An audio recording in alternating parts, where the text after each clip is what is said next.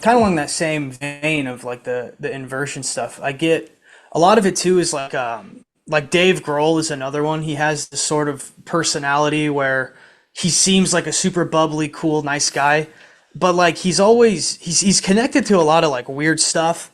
He's always dressing up like the devil. He's dressed up like the devil in like 4 or 5 different movies. He had that movie Studio 666 where they literally sacrifice the drummer in the movie and then he dies like 2 months later. Like Dave Grohl is like another one where like that freaks me out with the inversion stuff. It's like nonstop. Well, let's get into that because one of my favorite videos that you did is a lot of stuff on Nirvana, and you know, again, with the story that I told about Axl Rose, I found that to be like just a perfect thing for this show today because Axl Rose was from a time of like heavy metal, man. Appetite for Destruction, one of the greatest albums of all time. Like they never have to write another song, Guns N' Roses. They can just tour off that album and everyone would be happy and they'll go see it over 1,000 times over and over again. But something happens at a certain moment where all those bands just get excommunicated from radio. They get pushed out from radio. And we start to see where just all of a sudden grunge comes out of nowhere. And leading the charge is in fact Nirvana. And what does Nirvana represent? And what is Dave Grohl's role in Nirvana? Like, how's he even like? What's all that?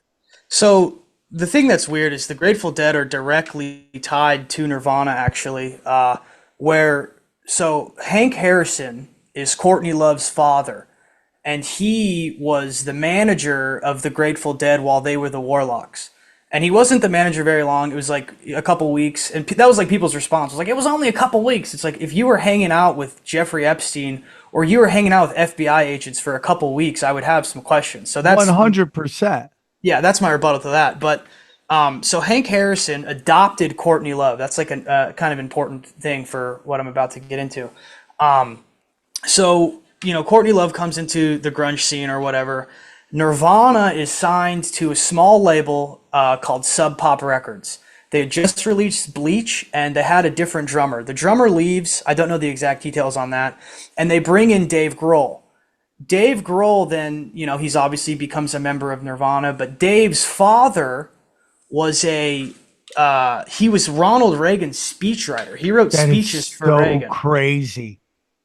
Yeah, he was Ronald Reagan's speechwriter, and then he started investing money into Nirvana, and then all of a sudden Nirvana, comes out with Nevermind, and you're talking about Appetite for Destruction, which is this one album. I mean, that's Nirvana's album. Like they had In Utero and they had Aneurysm or whatever. They had the other one, but I mean, the only songs that they actually owned was the Nevermind catalog. Like that was where they made all of their money. So you're telling me that this drummer is in Nirvana, the original drummer, somehow ends up leaving the band, and out of nowhere comes Dave Grohl, who is connected to Ronald Reagan and the right wing establishment of our government, and which is like the whole thing about the hippie movement and Laurel Canyon is that all of those entertainers were military brats and their parents were super high up in the military, and that even happens today. You see that happen today where like a lot of these kids that you see blowing up are really just the sons and daughters of these very powerful military industrial complex parents. It's so crazy to me. Yeah, it's interesting because so he talks about it in direct quotes. He wrote a book, a biography called The Storyteller, and he talks about his dad and he wrote speeches for Ronald Reagan, and he was a journalist, which is weird because they always have parents that are quote unquote journalists. Like Tucker Carlson, his dad used to have meetings with Jerry Garcia. He said it himself on Joe Rogan. And his dad was a journalist. So when you bring these things up, people will be like, I looked it up. He's a journalist. It's like you could see on his Wikipedia, it says he worked with the federal government. It's He worked for so the CIA. crazy. So yeah, so like, there's that connection. And then Courtney Love has her adoptive father is a CIA agent who he actually says he has physical evidence that Courtney Love killed Kurt and all this other stuff. Well, the interesting thing is like how that develops is Dave ends up finding out that Kurt Cobain is going to kick him out of the band. That's how Nirvana was going to break up. Everybody could say whatever they want. Dave was going to get kicked out. There's articles on it. You can watch the interviews from the 90s, and every time Dave talks, Kurt's giving him dirty looks. There's a super weird interview where Dave Grohl goes like, well, punk rock is just money. Everybody knows that. And then Kurt looks over at him and he goes, or not. Like, what are you talking about? So, so Dave starts getting all weird. Kurt Cobain started wearing this T-shirt that said "Kill the Grateful Dead," which I think was a hint and a wink and a nod not Hillary, I'm sorry, at Courtney for like him kind of starting to figure things out. I think that he pieced things together, and I think that Dave had CIA ties and so did Courtney, and that all culminated at the perfect time, and then whatever happened. Dude, But that yeah, is crazy because right now, Dave Grohl is kind of like going to war with Taylor Swift. And this, what you just told me makes me think that Dave Grohl is the male version of Taylor Swift. like 100%, 100%. Like Dave Grohl was 100% like kind of like a nepo. And here's the weird thing, like his dad. So I guess before I go into that, if you look up Dave Grohl, like Ronald Reagan father, the only thing that pops up is this story from Dave where he's like, I got beat up at a anti-Ronald Reagan rally because I'm so liberal. It's like this weird article that's like so left field when his dad was a speechwriter.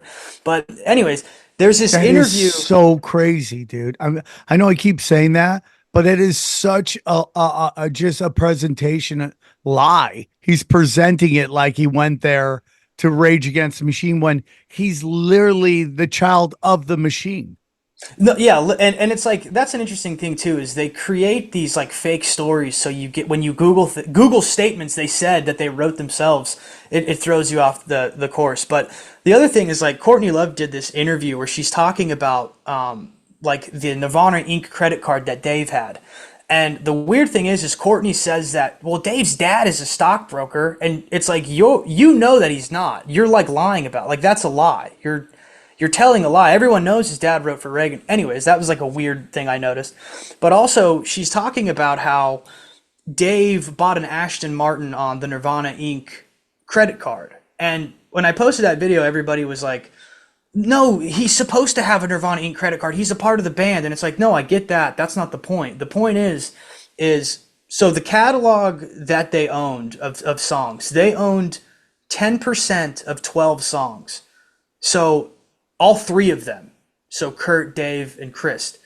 So that means with how much of the catalog they owned when Kurt died, each one of them owned between 1 and 3% of the 10% of those 12 songs. So it's got to be like maybe $10 million, dollars, maybe.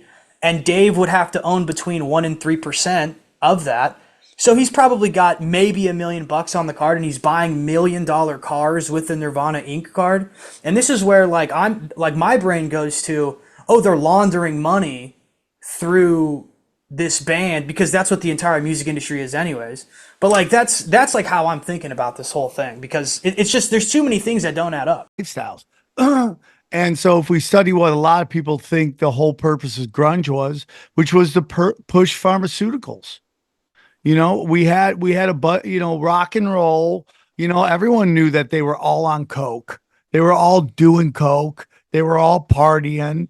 And then here comes this grunge band, and everything about grunge is more, heroin, and then leading into all these pharmaceutical drugs. And just like it's a total different vibe than heavy metal.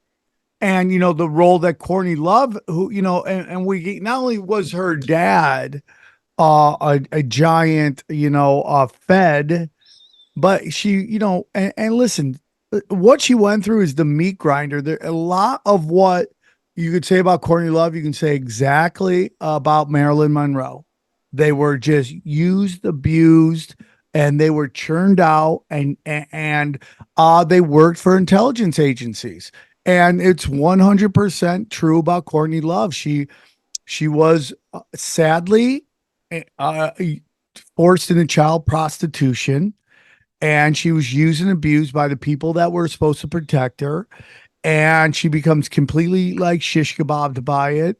And they use her to infiltrate scenes to, sorry for my French here, use her pussy to infiltrate scenes and push drugs on the people. Yeah, no, 100%. Like, I fully believe that, and it's so interesting you say that because like it's talked about that her dad like gave her LSD. So her dad, who's the dead's manager, who's into all this LSD, her dad was giving her LSD at 4 years old. And there are these like people, these women in particular, who come in and it's their job to like cause disruption within bands. Like they were Oh at yeah, I saw that's crazy. Oh, well, real quick before we get totally off that kind, there was a crazy story I saw one of your videos about Kurt Cobain hooking up with a Down syndrome kid, oh yeah, that's yeah. Yeah, that's true. a That chick, a Down syndrome girl. I don't know why I had to clarify that because I feel like gay Down syndrome sex is just a level that nobody's ready for. that's brute force right That's there. that is a higher. That's weirder than anybody's ready for. So it was heterosexual Down syndrome sex. Yeah, I think he was like around 14. It's on the documentary Montage of Heck. He like told the story into a tape recorder and recorded it. And then yeah, he wrote about it in a diary too. And the weird thing is like I put that story out again, just like Dave Grohl's father, it's another self-published story and it's like, I get it if he's 14 saying these things and he's trying to get a reaction out of, which is weird because nobody would be listening to it, right? Except for him. So that's one thing. But like even the guy who produced Nevermind, Steve Albini, he's another one of these dudes who he had like a whole article in this like underground zine that came out that talked about him like loving CP and like loving 12-year-old girls. And people say the same thing. They're like, he was trying to be shocking. It's like, I don't think I've never known, I've known shocking comedians and people. None of them have ever made jokes about like Down syndrome girls or CP trying to be like edgy. Like that just seems weird. Like that's like too far. Well, and then kind of wrap up the Dave Grohl shit is like, so now we have the situation where his drummer dies, right? And it's by all accounts, everybody's saying it was an enlarged heart, which is 100% a characteristic of vaccine injury. People have enlarged hearts, myocarditis, I believe it's called, or something like that, along the lines of that. And he dies. And like, I'm sorry, but Dave Grohl has not seen the same since that. Well, it's weird. So like first of all, they had the movie Studio 666 come out where again Dave dresses up like the devil like he loves to do.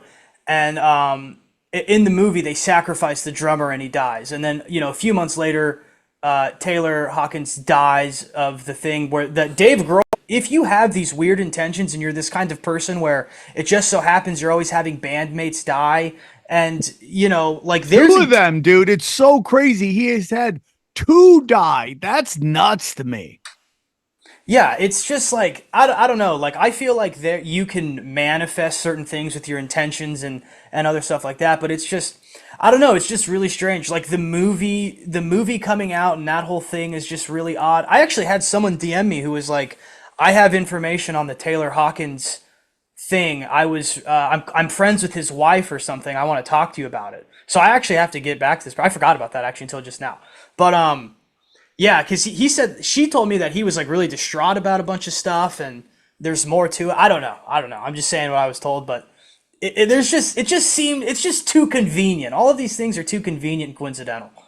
And it's just, if it keeps happening, the same people in the same occupations, meaning that all these rock stars have these deaths that kind of just happen out of nowhere. Like who